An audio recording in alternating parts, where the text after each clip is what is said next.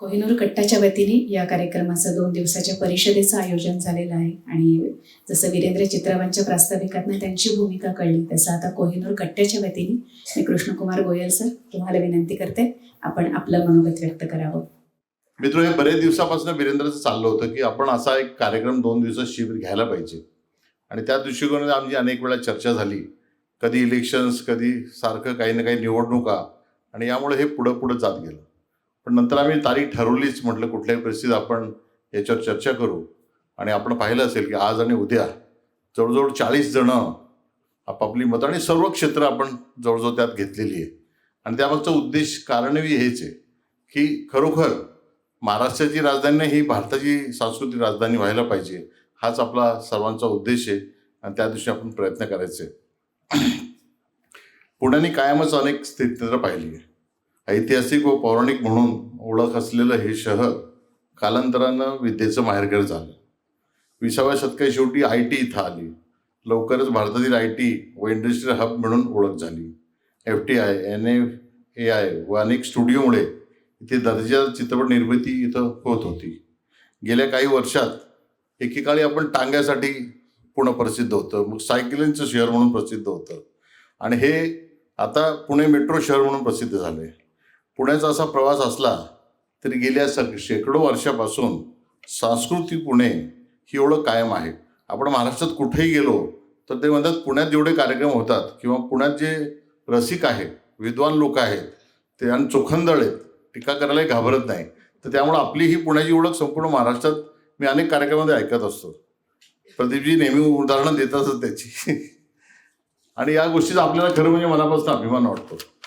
संस्कृती व सांस्कृतिक वातावरण इथल्या मातीत आहे, हवेत आहे, पण ध्येय धोरणात नाही असं आपल्या लक्षात आलं आणि तेव्हा आम्ही दोघांनी ही परिषद घ्यायची ठरवलं.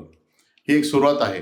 हा काय एका दिवसात शेवट होणार नाही, 2 दिवसाची परिषद करून भागणार नाही, पण कुठेतरी या गोष्टी सुरुवात आपण आता करतोय.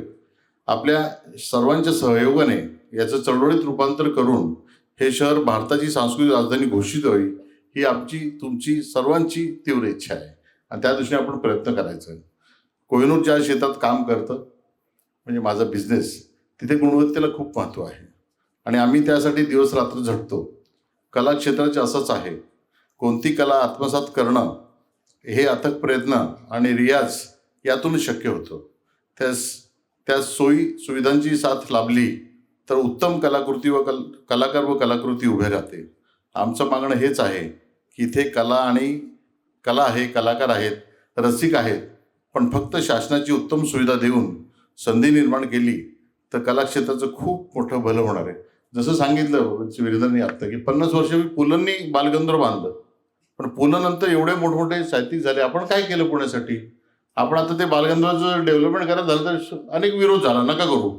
अरे जर डेव्हलपमेंट झाली आणि 20 मजली 15 मजली इमारत झाली तर किती सुविधा होतील आपल्या. पण त्या दृष्टीने आपण पुण्याकडे पाहिलं पाहिजे असं मला वाटतं. खरं म्हणजे आज आणि उद्या इथं विविध क्षेत्रातील मान्यवरांना आमंत्रित केलं आहे. त्यांचे अनुभव, विचार येणे हे सभागृह समृद्ध होणार आहे. या विचारमंथनाचं कृतीत रूपांतर आपण सर्वांनी शासनाच्या सहकार्याने आगामी काळात करायचे आहे आणि त्यासाठी मी सर्वांना शुभेच्छा देतो. आणि या चळवळीमध्ये जे काही करता येईल या पुढच्या काळात सुद्धा इथंच न थांबता मी तुमच्याबरोबर आहे, कारण मी एक पुणेकर आहे आणि माझी इच्छा आहे की भारताची सांस्कृतिक राजधानी पुणे व्हावं ही माझी स्वतःची इच्छा आहे. महाराष्ट्राची तर होईलच, त्यात काही वाद नाही आणि त्यासाठी शेवट पण लढा द्यायची माझी मी तयारी. धन्यवाद. थँक्यू. धन्यवाद.